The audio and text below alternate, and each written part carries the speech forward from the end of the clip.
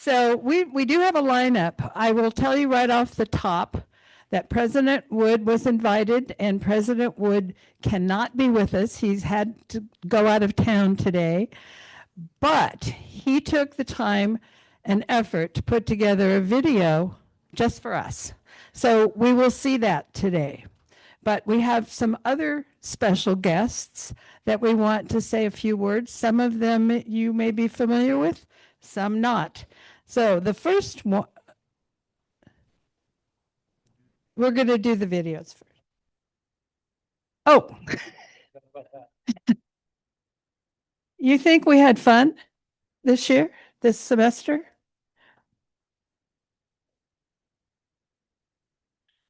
Hopefully, many of you will see yourselves in some of these pictures.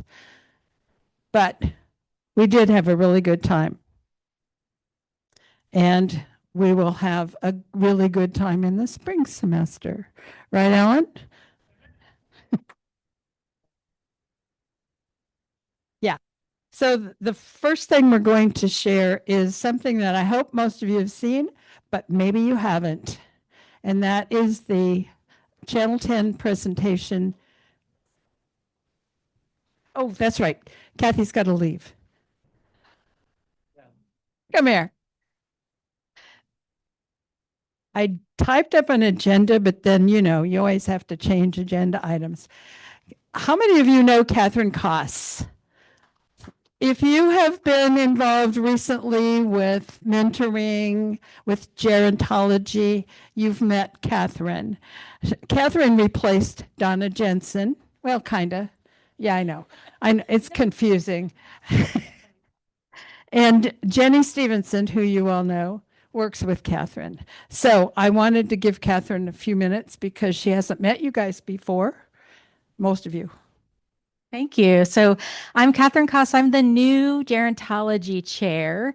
So a lot of you probably worked with Cheryl Osborne and then Donna Jensen. So Donna just recently is sort of easing into retirement. So she's still teaching, but she stepped down from the chairship. So I've been at Sac State about 8 years, and I'm happy to try to live up to those big shoes that I'm filling.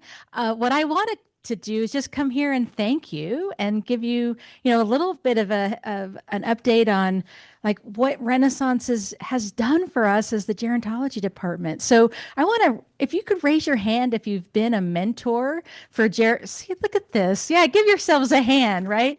We've we have a class, Gerald 121, taught by the fabulous Jenny Stevenson. And this year, she told me 86 Renaissance members volunteered to mentor our gerontology and other students. So we have gerontology students in there, health science, psychology, all sorts of people take that great class on optimizing aging. And so I just really wanted to thank you. And if you haven't been a mentor, look at someone who just raised their hand and they'll tell you what a great experience it is for the mentors. I hear that every day, but the students are transformed by that relationship that they build with the mentors over the semester, meeting with you all, finding out that you are really busy and that it's actually hard to book your meetings because you're off doing exciting things. So you're already breaking those stereotypes. But you've also engaged in incredibly deep conversations with our students. You're willing to share and be real with them. And what I've just heard from students is particularly post-COVID, those personal connections are just invaluable to them. So not only are they learning about aging from you all and all the different challenges and opportunities and great things about aging and some of the not so great things, you're really honest with them, but you're friends to them, and a lot of them stay in touch for a long time. So I just want to tell you how meaningful that work is. Through that work, you learn about the challenges that our students face. And so you're also very generous with the basic needs program and with our scholarships and you helping us send our students to conferences. So I just want to thank you. That's all I want to do is thank you, introduce myself. I really look forward to working with all of you in the future. Please reach out to me if you have any suggestions, thoughts, complaints, concerns about the gerontology program as we move forward. And have a great holiday. Thanks so much. Thank you very much, Catherine. Okay, now we'll get on track. So we're going to make sure that everybody gets to see the Channel 10 piece that they did the first Friday of the semester is when they were here filming. Time really does fly. Retirement doesn't mean slowing down. It was there that I ended up. It's become my life, either travel to other places or take classes at Renaissance. So one of my first, I was lucky enough. It's enlightening and fun. Walk across the Sacramento State University campus and you'll find the Renaissance Society is proof. I love the fact that we're forever learning. I love the fact that people are kind. I love the fact that we're doing things that we're interested in doing. And it doesn't matter what age you are, you always have something to bring to the table, and you can always learn and learn from each other. The Renaissance Society, run by volunteers, gives people entering a new chapter in life a place to learn, grow, and express themselves, just like Deborah. I remember being on the campus and seeing the sea of old people walking around with their badges, but it was kind of nice because I felt it was great to see the students. I enjoyed the campus atmosphere. After decades of working in election administration, Deborah retired in 2012, but wanted to keep learning. When she heard about Renaissance Society, she joined and soon found both knowledge and community. I met so many people. I have so many friends now through Renaissance. Beyond the friendships, it's the classes that keep members coming back, from seminars, forums, and groups that offer something for everyone. Hello again. How are you? Good to see you. One that I have absolutely loved is a rock and roll class, and the instructor is a former DJ, and so that one is a lot of fun. From photography and wine to AI and the environment, the group's classes reflect a wide range of interests, many inspired by member suggestions. But it's not just the students who are learning something. What's your first, last name, and the year you started teaching? I'm Mike Agron. I'm a music aficionado, and I've been teaching here at Renaissance. I started my 16th consecutive semester today. Sometimes it's the teachers. Thank you. Mike teaches some of the most popular classes. Well, one of the most popular classes I did was called The Magic of Motown. Well, good morning. How's everybody doing? From Zoom to in person, classes are available anywhere. But it's impossible not to hear a song and have it take you back to a point in time. I've had people come to me literally with tears in their eyes telling me how happy the class has made them. And I had someone tell me once, I didn't want to get out of bed this morning. And I'm so glad I did, because when I came to your class, I felt alive again.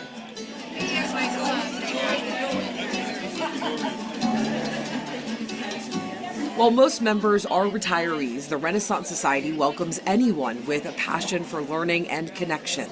Anybody who wants to learn should be able to do it. Like many others in the group, President Deanna Hanson says she was searching for a new adventure after retirement. When you retire from a job, you lose your friend base and you don't do as many social things with them. So you find that you really don't have that social base. And that's part of the loneliness factor, and people, you lose their spouses. So they end up frequently being all alone in their house. And it is a very negative health event. Being able to come here, meet people, attend classes, laugh, go have lunch with some people, meet new people. The group also gives back to the community. So we've raised money from our members to be able to give out. Now we're up to 6 scholarships a year. Through scholarships, members are helping the next generation of Sac State students pursue their own education. The group also volunteers with the food bank on campus and can mentor students. And one of the things that we know from research is that people in our age group can experience loneliness. And what we've also learned is the college students here sometimes experience loneliness to an even greater degree. So it's a nice combination where seniors come here to the younger people. Sometimes we serve as mentors. I'm mentoring a student in the gerontology department, and one of the things that science tells us is that if we're physically active and mentally active, we really do have a better chance of avoiding any kind of mental decline. So keeping the brain sharp. They may be retired, but they're far from done learning, proving it's a new chapter filled with curiosity, community, and discovery. I feel like I'm contributing. And I think that's a really important thing for people to be able to say. Certainly in retirement, it has given me a sense of purpose. I really felt the loss of a lot of contact. And now, I can't tell you, my calendar is filled every day with people I'm going to have lunch with. We have a curiosity. And it's that curiosity that keeps us engaged. And I think that's so important because I don't care what you did in your prior life. You need to be able to have a way to channel that. Just come in and have a good time.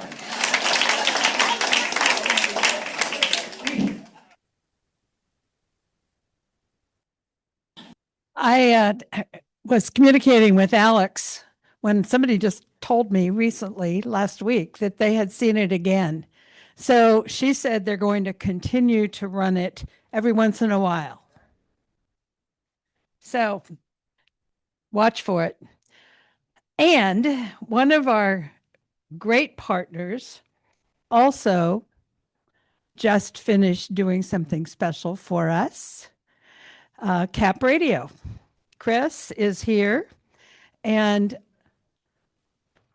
we don't really need the screen for this one because it's audio.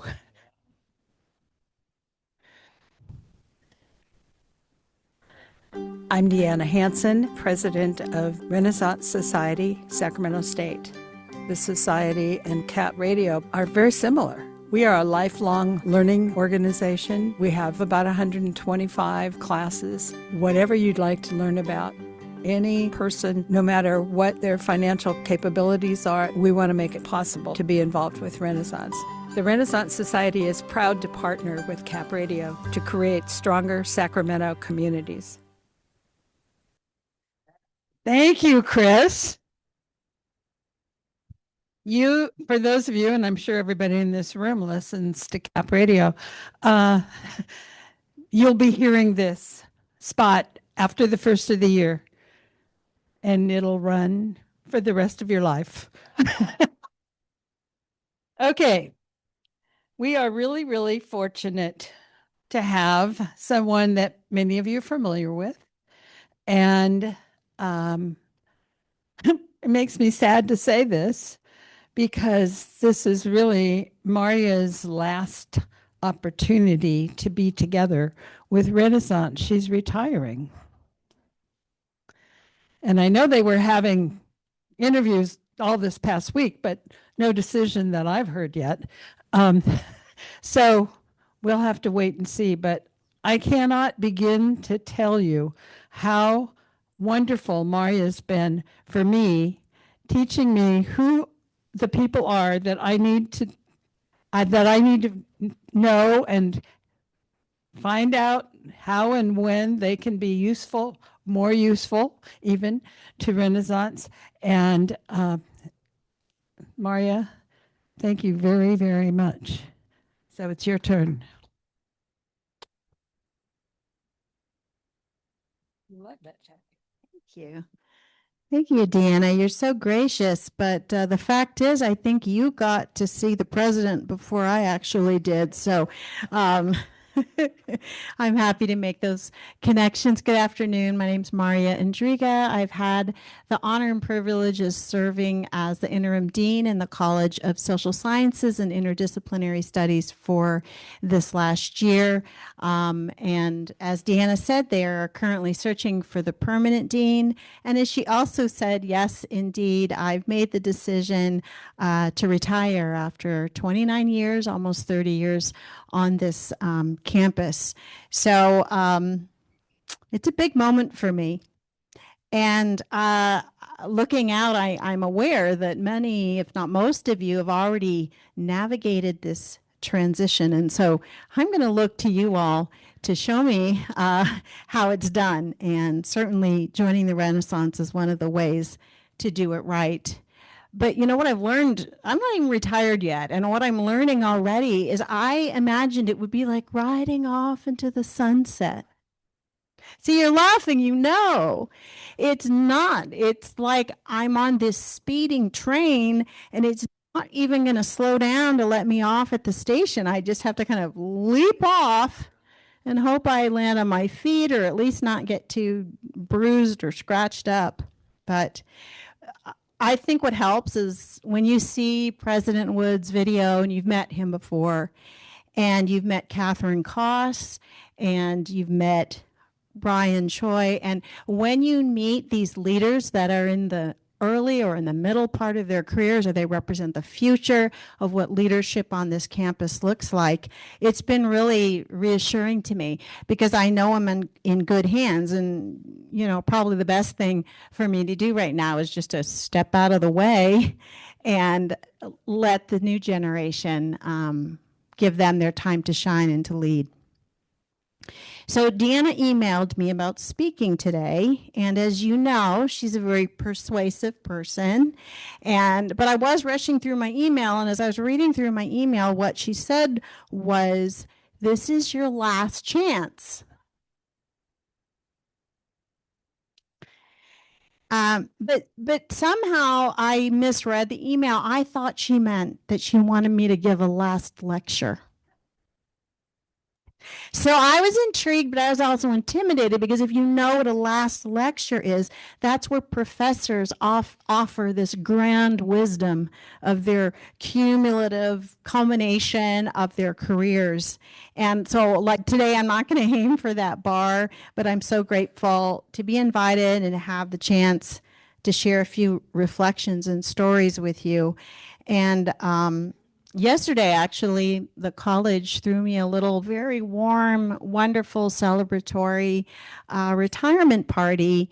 And so I got a chance to just commune with my colleagues for one of the last times. It was, I didn't stay with dry eyes for very long. It was a wonderful time. But probably like many of you, when you get ready to retire, you know, I keep thinking of all the firsts, like walking around this campus and what those first years were like. So if you indulge me, I'll just share a little bit of those. I came to campus in 1997 and I was hired into the psychology department as a clinical psychologist. And it was the same year my son was born, my second. And my daughter was 5 and we moved from Seattle, which meant that my husband Todd, who's a new recruit and he's here today. So wave, Todd, thank you. Who is a school counselor, had to retrain and find a job and take care of our infant son while I figured out this new position. And so, of course, thank you. Wouldn't be able to do it without you.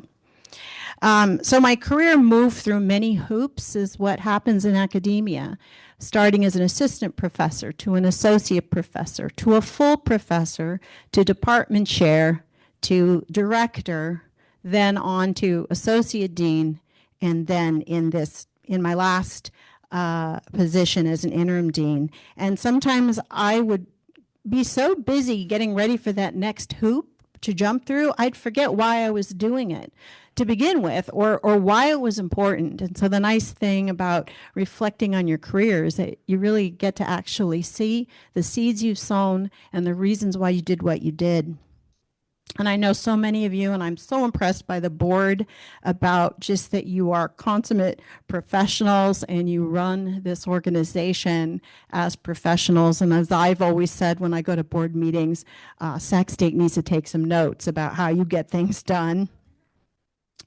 So, but in remembering first, I remember my first class. It was psychological testing, which was not a popular class. It was dry. It was the class that was required, taken by students who just wanted to avoid statistics altogether, which I didn't realize. It was a total setup for me as a first-time teacher. And I'd heard that the department was extremely academically rigorous, and I had to prove myself. So I threw everything at them. I gave them a graduate level textbook. I assigned them term papers and group projects, and I had a cumulative final, which I guess is out of vogue now, and quizzes and group projects. You can imagine it didn't go very well. And one of the things I learned about our students is they're a very assertive group. They know what they want out of their learning, and they know how they want to be taught. So it was a rough lesson. And one day, a student in the middle, during my lecture, passed me a note. And during the break, I opened the note, and the note said, during the class, you need to take charge because you were the boss. The student telling me how to do my job. He wasn't wrong. And then later on, I asked him to come talk to me, and he said, well, it was a mistake that you told them that this was your first class in your first year because, we students were like sharks that scent the blood in the water. And he was also right. It was a bad idea. In that same first class, well, you know the campus because you've taken classes here. There's that row of one-story buildings. I call them the barracks because that's what they look like. And I was giving one of my first exams there, and it was a hot day in fall, and the windows were open. And some of you who are alum or have been around a while know that we used to have wild chickens that roamed campus, right? You remember the chickens. Well, they were underneath the open windows, and I don't know what they were doing, if they were fighting or mating or whatever. They were squawking and running around and making a huge noise, and I started to get anxious that they were going to distract my students from doing well on their tests. So in the middle of a test, I did the second thing you're not supposed to do, leave the classroom during a test, and I said, just a minute, I'll be right back. Went out of the building, crawled into the bushes, and chased all the chickens away. And I came back to the class, and I'm sweaty and I'm panting, and I have like leaves and sticks, in my hair.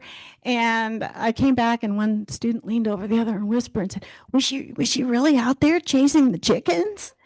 And I was dedicated. So about 15 years later, about half my career, I left the classroom and stepped into administration. And there I realized that being a clinical psychologist was extremely helpful, and it should be required of all administrators because a lot of what I did was dealing with and mediating interpersonal and sometimes interdepartmental conflict. But one of the gifts of being in administration in the college is I got to know not just my own department, but all 15 departments and programs in our College of SSIS. So anthropology and sociology and ethnic studies. And I got to learn cool things about how each of the disciplines approached the human experience differently. And it was extremely rewarding, and I continually amazed by the talent of our faculty, our staff, and our students. And again, being reassured about the new leaders that are emerging.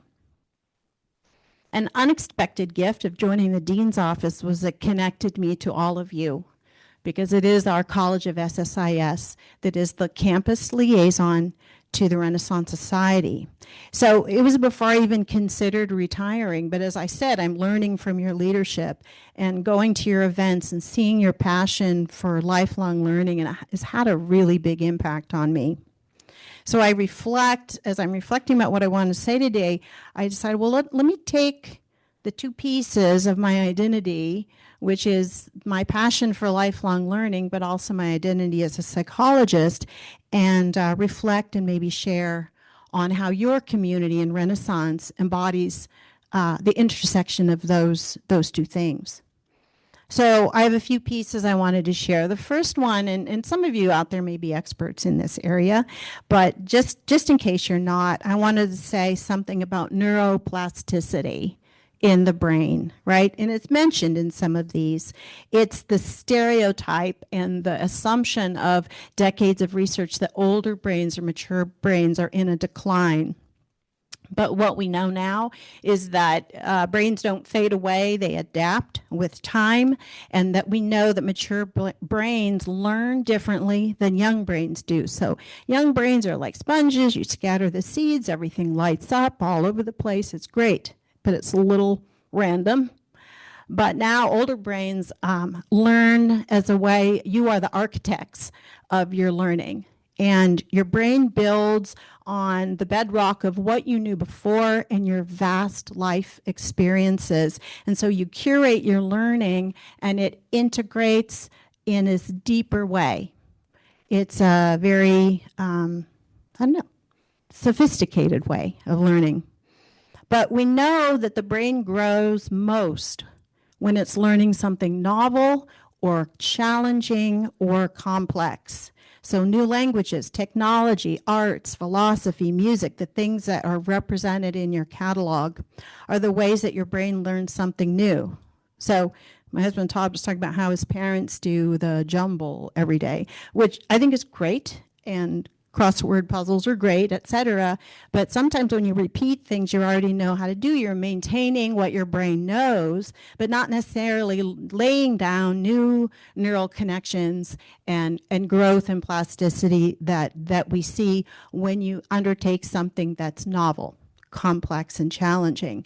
And when you do that, it creates something that the researchers now call the cognitive reserve. So that's kind of nice to know that you're creating that, a reservoir in your brain. And what fuels that cognitive reserve is what we heard in the video, is curiosity. And so what curiosity does is it releases dopamine, and that tells the brain to pay attention, that what you're learning matters, that you're going to grow and that you're going to enjoy doing it. It's going to feel good while you're doing it. Psychologists also talk about scaffolding, which is learning in that sweet spot that stretches you just beyond what you already know and what you feel comfortable with, but not so far beyond that you get overwhelmed or discouraged or you want to give up. So, think about that. We have to build our tolerance for discomfort when we're in a new learning space. And I also think, incidentally, that when we learn together, we help each other tolerate the uncertainty of not knowing how to do something new or learn something new. So that's the first idea. The second idea is a theory out of psychology from the 1970s out of University of Rochester by Richard Ryan and Edward Deci, called self-determination theory. And that shows that people thrive when we have 3 psychological needs that are met. I think these are also represented in your Renaissance model. The first is autonomy. So that's when someone can choose what they learn. So think about, the courses in the catalog. I don't know how you choose. Motown or rock and roll, or the one I keep going back to is the knitting class, and then the history classes that you have. How do you choose? But you choose with your autonomy. And that's something that's really associated with good outcomes. Also competence. So you feel yourself progress and begin to master something new. But the important thing about competence is not so much that you really master it or get good at it. In fact, sometimes some of us, myself included, get so concerned about whether I'm going to be able to do it right that I don't even want to try at all. And of course, that's the big shame. So just engaging, getting in there, and starting to feel like while you don't have to be perfect, you are learning to master something new. And then the third thing that's very obvious that you know really well is relatedness. So when you learn in connection with others is how we thrive. The third area that you've probably hit more of the popular press is called growth mindset. You've maybe heard that or read that book, but growth mindset is the belief that abilities can improve and that we can grow at any age, and that's essential. And this idea comes from Carol Dweck at Stanford back in 2007. She wrote a significant book called Mindset, the New Psychology of Success. So growth mindset keeps us open to new experiences. And so every time you stretch yourself out of the comfort zone, like with scaffolding, and you persist through novelty and you wrestle with complexity and you connect with others, you reinforce that growth mindset. And it becomes this really cool virtual cycle of where curiosity leads you to learning, and learning builds your confidence. And your confidence boosts more curiosity, and the cycle continues. And that's why the Renaissance community has meant so much to me, and I've learned so much, because you don't just subscribe to lifelong or later life learning, you live it and you practice it. You model vitality and curiosity and courage to learn challenging things. And I think that's incredibly inspiring. A few weeks ago, I met with a doctoral student who was just finishing up her program, and she was getting ready to go on the job market to become an academic. And she asked me for words of wisdom. I was startled because I don't know about you, but like, I don't think of I think of myself through my own eyes, which is certainly not a wise old owl. And then I had to look at myself through her eyes and where she was expecting me to have wisdom. So I thought, oh, I better come up with something. And just automatically, and I don't really know why, what I said to her was, well, just when you go through your career, take two things with you, which is your relationships and integrity. And I think that's because relationships, it seems like it's obvious, but it really is the secret sauce in whatever you undertake, are the relationships that you take the time to develop and then to maintain and to nurture. And everything that's meaningful in work that we do flows through in and out of our relationships.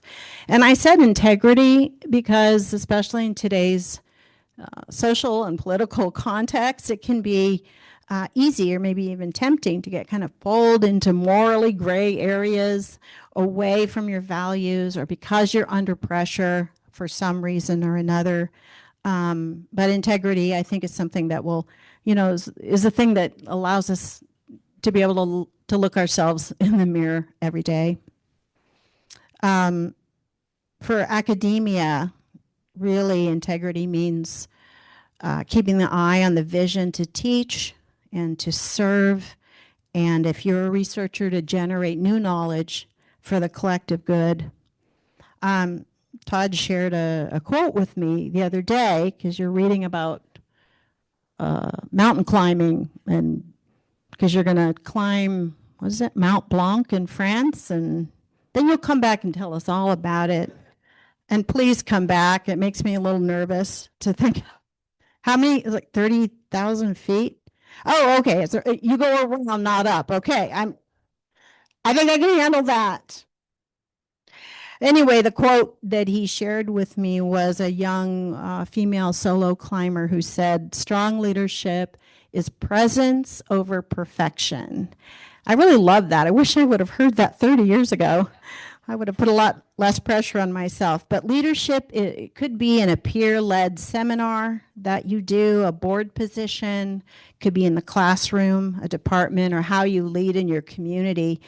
It's not about how flawlessly you execute your responsibilities. It's just about showing up with authenticity and with care, and about being grounded rather than having to be polished, or being connected rather than aloof or distant, and being human rather than being an idealized human.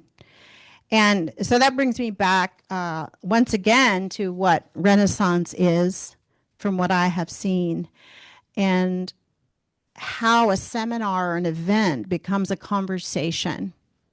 And then that conversation becomes a friendship. And then that friendship becomes a support system.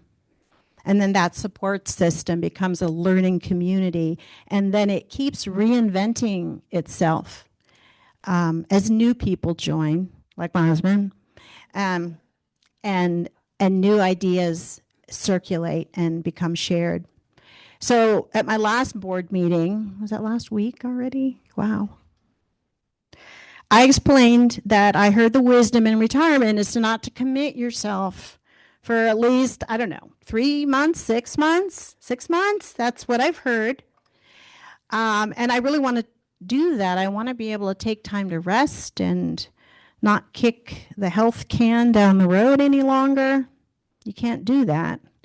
And to find my footing before making new commitments. And the board members were just lovely and gracious, and they're shaking their head until one of them piped up, and I won't name who that is, piped up and said, well, that's true, except for us.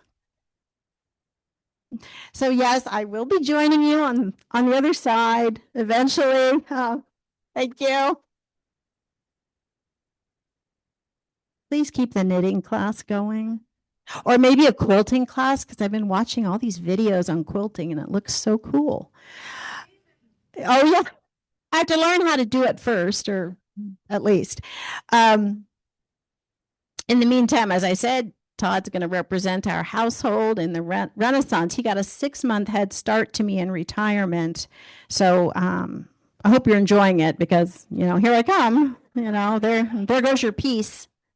Anyway, I'm so thankful for working with you, Deanna, Deborah Seiler, to the board, and to the folks that I've met. Thank you for your leadership and how warm and generous and inclusive you've been towards me and towards the leaders in our college. And again, thank you for the honor of allowing me to address you today. Thanks.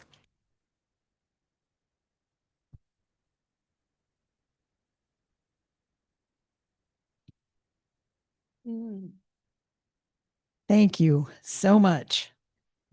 She actually said some things that make me feel not so bad about being old. And Todd, welcome. So watch out next semester for Todd. Make sure you're friendly and maybe one of the reasons why the timing worked as it did is because Mari and Todd have a brand new grandchild in Ireland. So they're going to be spending a bit of time there. Okay, thank you so much. They're going to join us for a bit, right? At dinner. Not the whole dinner, but unfortunately. Yeah. Okay. We have another friendly person who we all know very well here today, Ryan Choi.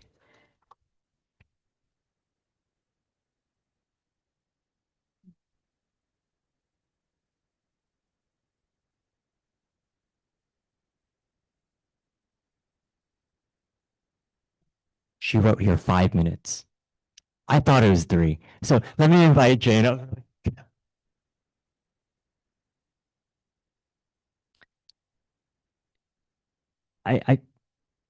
That was wisdom.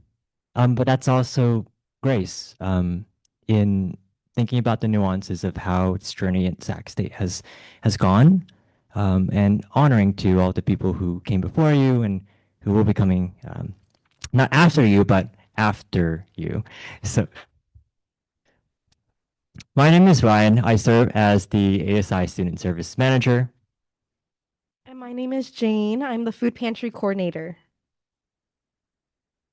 So today I want to really highlight what's happened over the course of this year, how 2025 has gone, from the lens of the students who depend on the food pantry and how blessed they are to have a community like ours here. I have a video to be able to share that recaps our Friendsgiving feast, which happened not even that long ago, right before Thanksgiving. And it's an opportunity for our students who don't get to be able to go home for the holidays to be able to spend time in community. And this year we had a twist, and we're going to show that.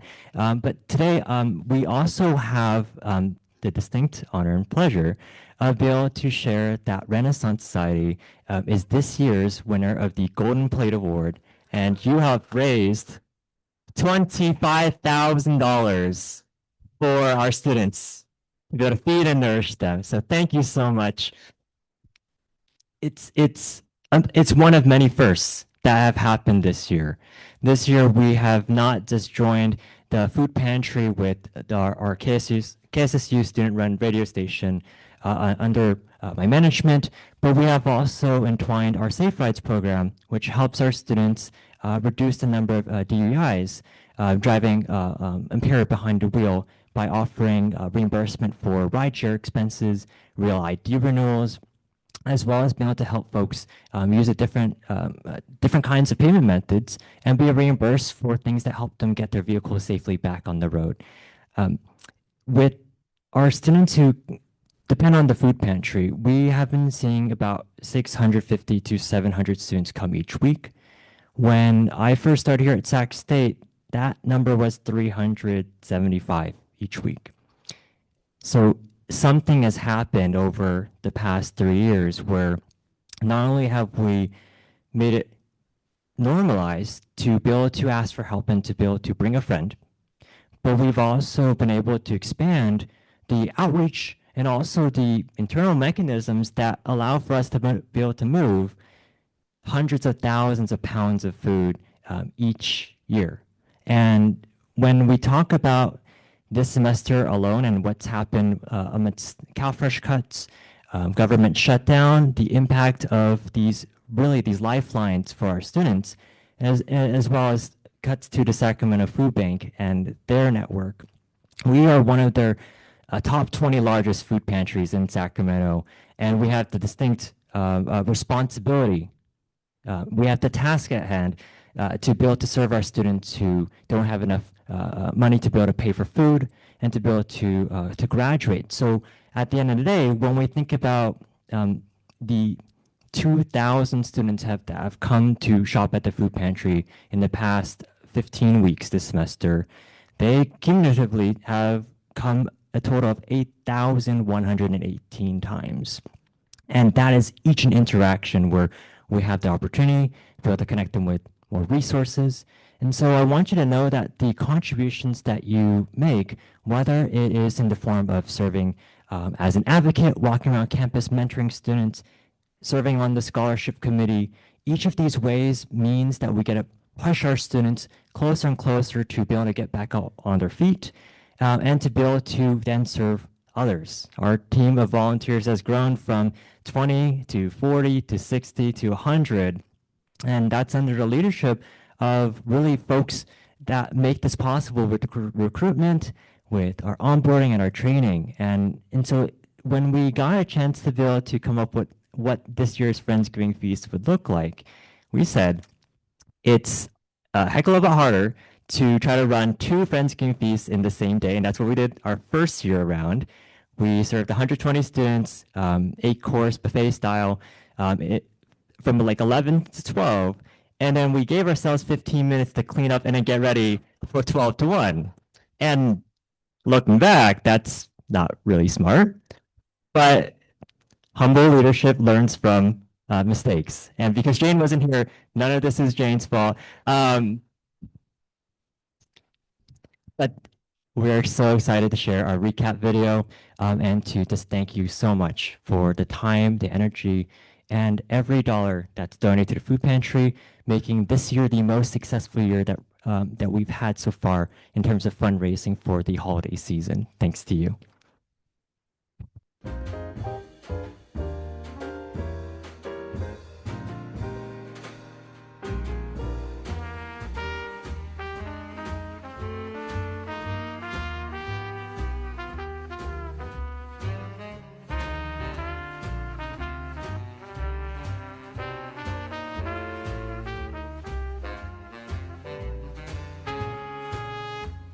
In the meantime, feel free to hang out and chat with you guys as fellow table mates. Fill out that human bingo, and we'll have food going soon enough.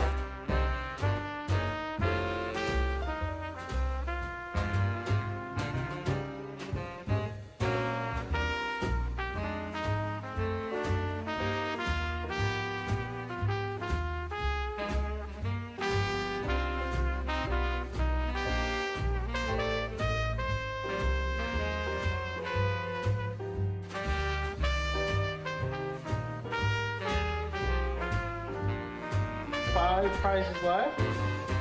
Is there Stephanie in the room? Congratulations!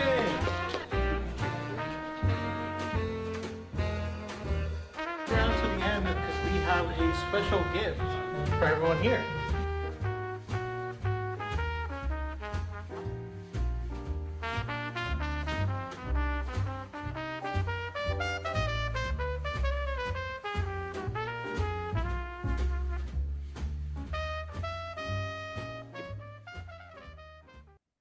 And before we move on, I just want to say a special thank you to the Renaissance Society members that really helped at Friendsgiving Feast. That video, those students having those moments wouldn't be possible without you. So I want to do a special thank out to Carol. Thank you so much for helping us plan out the volunteer plan. Carol Spatz, Deanna Hanson, thank you so much for being there with the students, playing the game with them. Gwen Keys, Susan Wheeler, Larry Max, Lisa Walker, Jean Eastrom, Marge Terabell, Rob Taylor, that is here, right here, and then Dora Duggar. Also, Bill and Deb Letterbed, they also volunteer with us in the pantry, same as Carol, not Carol, Carrie, and also Rob, and then also Patricia Pavone. Thank you so much, everyone. And now we'll hear from the president. Hello, I'm Luke Wood, and I have the pleasure of serving as the president of Sacramento State. I'm sorry that I cannot be with you in person, but I didn't want to miss the opportunity to speak with you about the past year and to share some of the milestones our university has reached, some of the challenges that we continue to face, and what you as members of the Renaissance Society can do to help. As you all know, these are transformative times in higher education. Colleges and universities across the country are dealing with increasing public skepticism about the value of a college degree, decreasing funding from our traditional sources of financial support, and mounting uncertainty about adapting to new technologies. We're also in the midst of the fall from the enrollment cliff, which is a term used to describe the results of the lower birth rates the country experienced during the 2008 Great Recession. Fewer births 17 years ago means fewer college-age students now. For many campuses, the fall from the enrollment cliff has meant declining student populations, further budget constraints, and escalating financial challenges. But at Sacramento State, we are seizing the moment. We aren't planning to just weather these challenges. We're building a stronger, more innovative, and more inclusive Sacramento State. This fall, we reached our highest enrollment outside of the pandemic era. We're welcoming record numbers of students and offering them a world-class education. And in fact, we just opened up 153 new sections for our students despite this current budget downturn. We far surpassed our graduation rate goals, which means we're not only attracting students to Sacramento State, we're taking care of them and giving them what they need to thrive and to finish. We're providing real value for our students by meeting each challenge with data-driven decision-making. With our record enrollment, it's clear our faculty and staff are delivering real value for our students, proving that when you invest in students, they respond. We are proud of our track record and our plans for the future. The opening of Willaytu Native American College and the continued growth of our Black Honors College, both the first of their kind in the nation, and are clear examples of innovative solutions designed to help our students succeed. And as we all know, when our students succeed, the entire region thrives. If we are able to continue thriving, we must rely on our allies, our advocates, and our accomplices. There's no way that any of us can do this alone, and I'm so grateful that I have been able to count the Renaissance Society among my amazing partners that have joined me and the university in building an equitable and inclusive future for our region. You already know the Renaissance Society's motto, which is learn, connect, share. I would love to see you hold that motto close and allow it to guide your support for a university in the future. Learn about what we're doing. Connect with the parts of our plan that speak to your interests and passions, and share these opportunities with others. I'm grateful for how you have shown up for Sacramento State through your awarding of scholarships and your support for our ASI food pantry and our student emergency fund. I hope you consider those contributions meaningful and that we can continue to count on your support. Again, I regret that I cannot be with you in person, but I'm excited to announce that you will be hearing from me in person next semester, as I will be participating in the Spring 2026 Friday afternoon lecture with a series called Contemporary Challenges of a College Presidency. I'm looking forward to it and interacting with you and thanking you in person for all that you do for Sacramento State. I hope you've had an amazing time here in 2025, and here's hoping to more for 2026 and that it will be even better. Stingers up. That's true. He is going to teach a series of classes.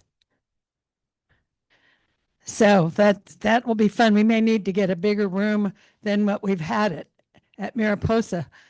It'll be interesting to see. Okay, I know everybody wants to get to dinner, but Norv Wellsfree has taken on the task. Where'd you go? Oh, there you are. Of being our nominations committee chair, and he wanted to have a minute to hear. Let me do this. You don't have to come down. Okay. As soon as she said nominations committee chair, all your ears turned off. Renaissance is a peer learning organization. Unlike many of the senior learning programs across the country, we're peer driven. Each of us teaches our classes and does the leadership. Oh, I got to come down there. Well, now you're really in trouble, because when I get in front of a camera, it's even worse than when I have a microphone in my hand. Anyway, I have an opportunity for you. You can join the leadership of Renaissance. We have lots of openings for positions this coming year. We have a presidency open. We have a vice presidency open. We have a secretary position open. And we have something called a member at large. Now, I was one of those, and I spent 3 years trying to figure out what it was. But I would like you to think over the holidays about how you can provide service to Renaissance so that we can continue to provide this vibrant and exciting program to our community. So you'll be seeing lots of emails and messages in various modems, and please think about it and join the leadership team for Renaissance and make it even better than it is. Thank you. Lots of people have gotten tired of hearing me say that. So thank you, Norv, for doing that. And yes, we do need our future leaders. Please do think about it seriously. If I call you and say, would you like to have coffee? Don't be scared. Okay, we have 1,605 members at this moment. And usually that's about 100 more than this time last year. So that's good. And we've just begun the new member signups for second semester. So there's a lot to do. And we want to find out from you what activities you want, what social kinds of things.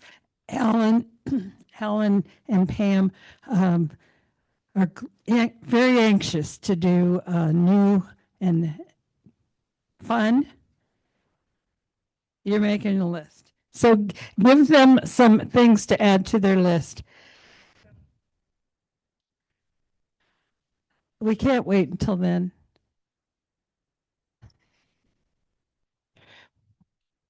Okay, so have wonderful holidays, all of you, Thank you for being Renaissance members. Thank you for being so generous with your time, talent, and treasures. Let's go eat.